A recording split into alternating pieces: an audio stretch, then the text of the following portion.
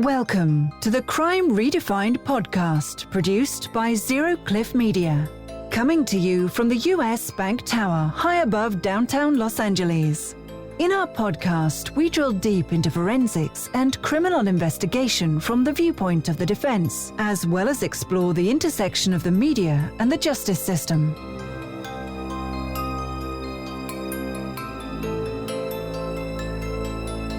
You know, I'm sure you probably have a wide range of, to say the least, of these pro per clients. Do you ever worry about your safety? Well, I always joke that, you know, because I'm working defense and I'm working on their behalf, no. You know, in fact, maybe I have extra protection, if anything. But, yeah, it's a concern because a lot of times there's maybe some undue pressure on you. For example, a lot of times they'll try to sell me on their case and they'll talk about other factors, and it may or may not be intentional, but I think that's an attempt to color how I might look at the DNA evidence. And obviously if they don't get what they want, then they could turn against me. So, has that ever happened? Has there ever been any threats or anything? Luckily not. But you also have to work on your interpersonal skills, and you have to develop trust. You know, they have to trust you, because one of the reasons that people go pro per is they feel like the system is just stacked against them, that the public defender knows the judge, the public defender golfs with the DA, and they're all against him. So, there's a Mayhole Anjaria alter ego, jailhouse alter ego. Is that what you're telling me? Yeah, I guess so, because it's going beyond being a scientist. It all comes back to the science, but it's a little bedside manner as well. And it actually helps me work with attorneys, because now I know what their world is and what they have to deal with and some of the pressures and unique challenges. So I guess you kind of become a little bit of a Monday morning quarterback as well. I'm sure that your skill set also kind of tends to overlap with, you know, giving them legal advice or being a, you know, part-time psychologist or psychiatrist with them as well, you know, trying to keep everything calm. Right. I mean, you know, obviously, of course, I can't strictly give them legal advice, but I will tell them, you know, they'll say, hey, listen, when you've had similar cases with this type of evidence, how's it look? You know, what's your honest opinion of what I'm looking at? And I'll call on my catalog of experience and let them know, or I'll let them say, hey, you know, I would ask for this, I would ask for that. And, you know, I work with a lot of other experts and investigators, and a lot of us work on the same case. So I may refer people to a case and say, you know, I really trust this computer expert. You know, you might want to bring him in, and it becomes a little bit wider than just the DNA. How does it go when you have to tell them bad news? You got to be straight up with them. That you cannot. I would imagine these guys probably, you know, smell a liar, you know, a mile away. Exactly, and there's a lot of things when you start looking at cases that to the layperson, you look through the paperwork. This looks good. This is going to exonerate me, and you can't just play along and say, oh, it might. You just have to shut it down right away. But then you have to be willing to go the extra mile and say, I don't think this is where your case is helpful, but I will find that place and we'll go somewhere else. I understand this looks like, you know, a bright, shiny object, but I'm here to tell you that that's not going to get you what you need. Do you have any stories around where you've just, you know, had to give, you know, you're looking through the glass at the guy and you just flat out had to give him some bad news? Yeah, it happens all the time. Now, it's not like I'm doing it's not like a Maury Povich thing where I'm doing the initial DNA testing and we're going to get the verdict, you know, guilty or innocent, you know, you are the father, because I'm reviewing the work of other labs, and sometimes we'll do additional testing. But I look at it the other way, that no matter how much evidence there is, no matter how bad the DNA is, there's still points, fires or anything like that influence me. You just got to keep digging, and, you know, you're there to do a job, which is due diligence on the DNA. So you're able to, you know, put the face tattoos aside, his location of the conversation that you're having with them, and just say, hey, you know, here's the facts of the case. put aside his previous rap sheet if he has one, and just move forward and say, here's this case. This is how I'm going to look at it. And then just roll from there. That's exactly it. And I think, you start, I don't know, for me, it's sort of developed my humanity a little bit because, you see someone in an orange jumpsuit, you see face tattoos, and you think a certain thing. But as you start to get to know these people, for whatever faults, you can see the humanity in them. And sometimes you see just a lot of intelligence and you think, boy, look at the way this person is investigating their own case. If they could have used those smarts, for something right. else, they could have really been something. And I have to say, in all fairness, we talked about the frivolous reasons for going pro per, but we didn't talk about the positive reasons. And so some of these guys, they want to know their case inside and out, not for bad reasons, but because if they're going to go down, if they're going to be in prison for life or be executed, they want to know the ins and outs. So they want to know that everything that could be done was done in their case. And some of the inmates have just had bad experiences with their attorneys. I mean, it's like any other business. You might get a doctor who's not doing the right things, and it might be the case with the attorney as well. And we'll talk in a little bit, I think, about the public defense system, about how it's wonderful, but the resources are limited. So I think sometimes the inmate might feel like, I'm kind of getting the shaft here with the public defender. Well, you know what? Let's go on to the public defense. But before that, I just want to kind of close off that little segment there about, one of your craziest stories. It seems like before we kind of teamed up, I'd talk to you, every couple of weeks, and you'd have just, a story that just beat the last one. Well, I'll give you kind of a positive story first. Did I put you on the spot with that one to catch you off guard? Oh, no, there's plenty of stories. I'm just figuring out, which one do I want to talk about first? Okay, well, one time I had a pro per who was a biker, and the very first time I met him at jail, he was drunk off his ass, and I'm talking in jail. And I know that this goes on, there's Pruno and there's drugs in there, but he's like, I'm sorry, I didn't realize you're coming. Today's my party day. Like it was no big deal. One of the first pro pers I had was one of the most memorable. He would always say, I love you. You're my soul brother.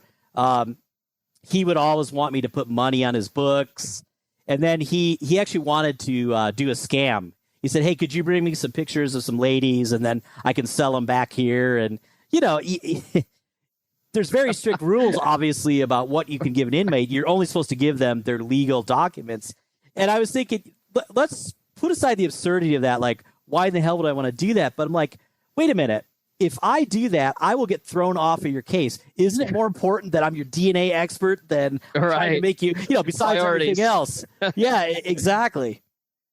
Oh, that's too funny. He was looking for a business partner and a DNA expert. Yeah, absolutely. I've had very interesting conversations, and I don't even know how to exactly say this, but, like people talking about some of the interesting things that happen with dead bodies or, that level of detail. You get some very frank talk.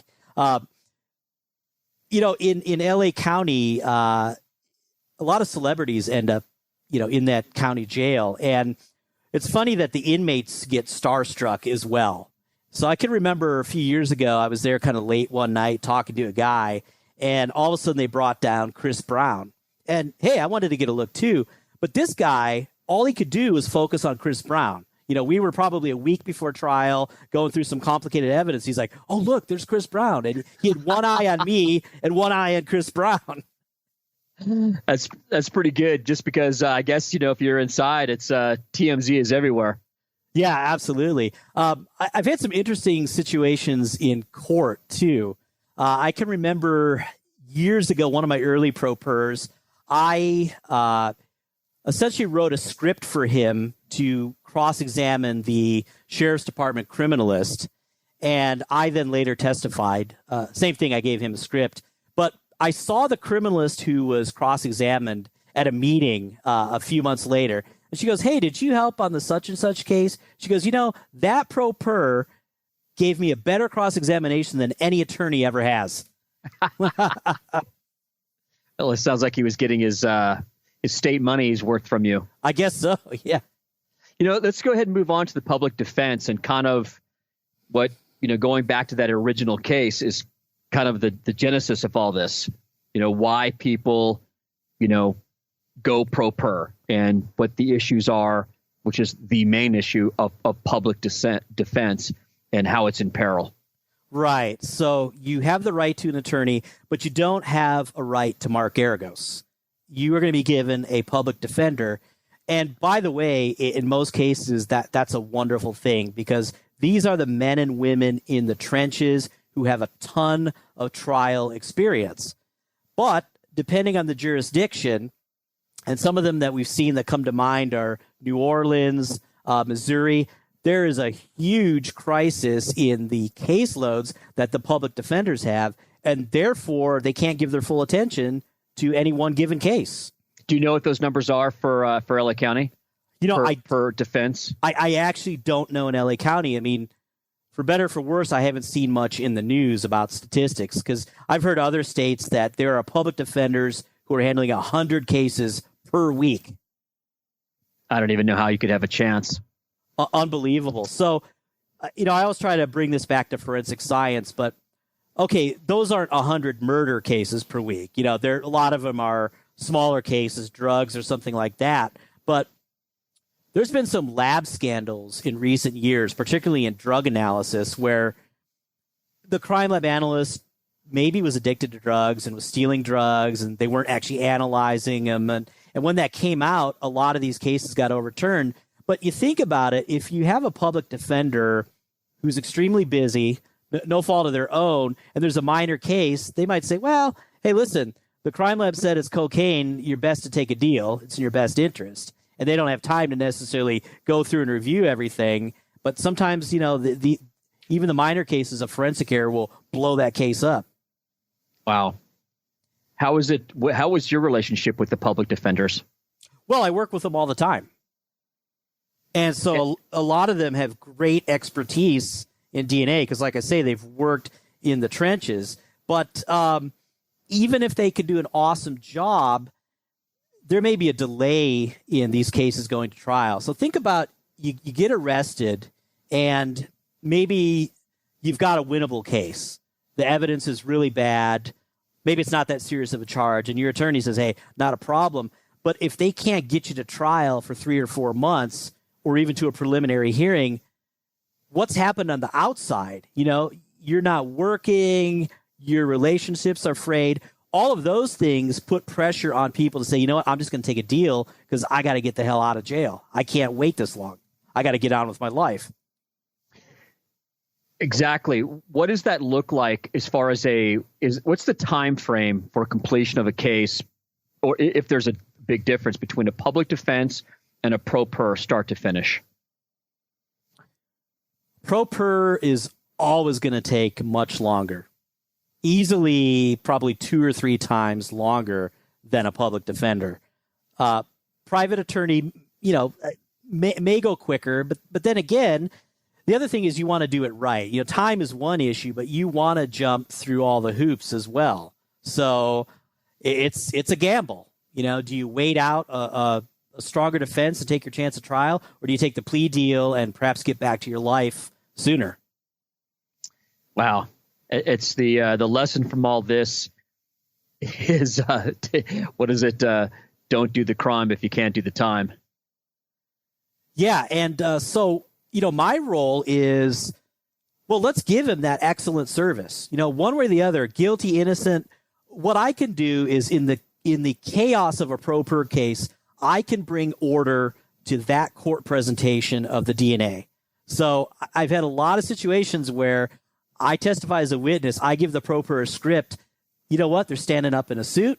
They're at the podium. They're reading the questions, and man, they look like an attorney. I don't know how the rest of the case goes, but I know I'm going to bring order to that DNA portion. I guess at the end of the day, for them, that's got to make them feel good. Like, hey, I'm going to represent myself, and I gave it my best shot.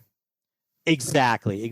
Particularly if DNA is the key piece of evidence in their case, versus maybe a half-engaged public defender nothing against them, but if let's say you're handling, a couple hundred cases a week, how much energy can you put in, to each case? Yeah, that's just a fact of the budget. And the other thing is a lot of the pro pers are smart enough to know that they're going to handle the front end of the case. That is, they're going to get the experts appointed. They're going to get all the discovery. They're going to file all the preliminary motions, but they know that come trial, they have to have an attorney. So very often a pro per will give up their case at trial because they know that they don't know the courtroom etiquette or the rules or, so they might have a strong case, but if they can't execute, then it's going to be a bad outcome. Wow. It's an amazing world. It is. And it's something I didn't know about until I started doing this. I mean, I heard you hear crazy stories in the paper about people representing themselves, Ted Bundy and all this kind of stuff. But I didn't realize how prevalent it was. And I didn't realize that it's not always such a terrible idea to do it. Do you ever get tired and just go, hey, you know what? I can't work with the pro pers anymore. Is there ever a day where you're just exasperated or frustrated? Well, I've evolved into kind of the pro per whisperer. And on many occasions, I've been told by attorneys or other experts that, wow, you have a ton of patience. So it just requires that. Man, some really good stuff. Yeah. And honestly, for me, it just keeps it interesting, because, looking at DNA results all day, that's one thing, but it's nice to, like I keep saying, to be in that front row of the justice system. I'd say that's the polar opposite of a 9-to-5 job. Yes, for sure. We've been covering a lot of ground on pro pers, and I don't think that there's one that's more higher profile than Ted Bundy. And he's going to be back in the news again because they're actually producing and actually have produced a Ted Bundy movie. Yes, I'm looking forward to this. Apparently the title is Extremely Wicked, Shockingly Evil, and Vile. And I just read an article that they wrapped shooting. They shot for about 8 weeks. And in fact, now they're selling off a lot of the props from the filming. A lot of it, of course, was 1980s courtroom type stuff. And there's some interesting star power behind this. Yeah, it's amazing how, his whole life, during during his trial and even after has really taken on a cult-like audience. Like, people are really obsessed with this guy. It really has. It's just never went away. And I understand that Zac Efron is actually going to be playing Ted Bundy, which is interesting. And then Jim Parsons as well, right? Yeah, Jim Parsons, I think, is going to be the prosecutor. So that's going to be an interesting interplay of those two. Do you know what the release date is for that? I don't. My understanding is they just wrapped on the filming, and it's directed by Joe Berlinger. Oh, wow. We'll have to make sure that we dissect that once we get a chance to watch it. Yeah, so given all the issues and stories we just talked about with pro pers, maybe 6 months from now we'll come back after we've seen it and just talk about, is this really a reflection? Maybe it's more just about Ted Bundy and his world, but him being a pro per, I think, is actually a big part of the story.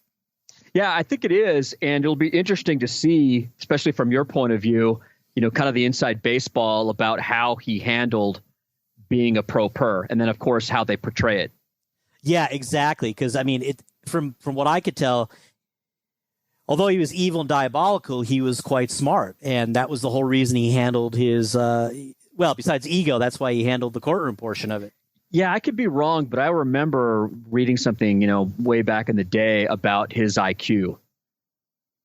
Yeah, I thought it was quite high. Yeah, which, makes sense. But then if you combine that with a psychopathic mindset. If you combine that with a psychopathic mindset and a ton of evidence and multiple offenses, even the best attorney is not going to be able to do much with that.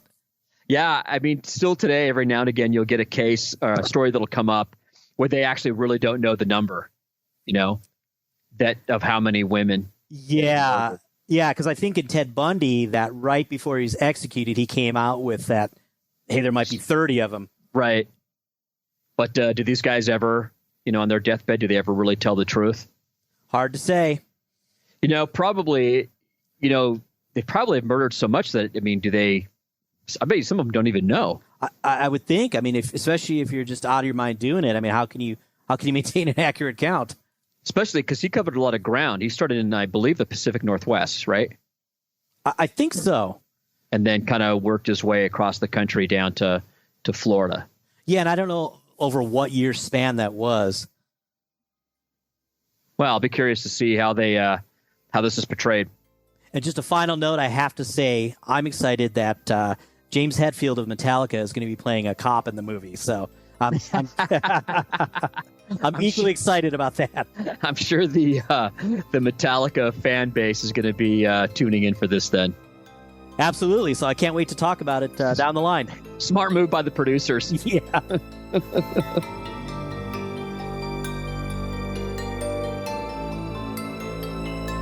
Thank you for listening to the Crime Redefined podcast. Like us on Facebook and follow us on Twitter at Crime Redefined.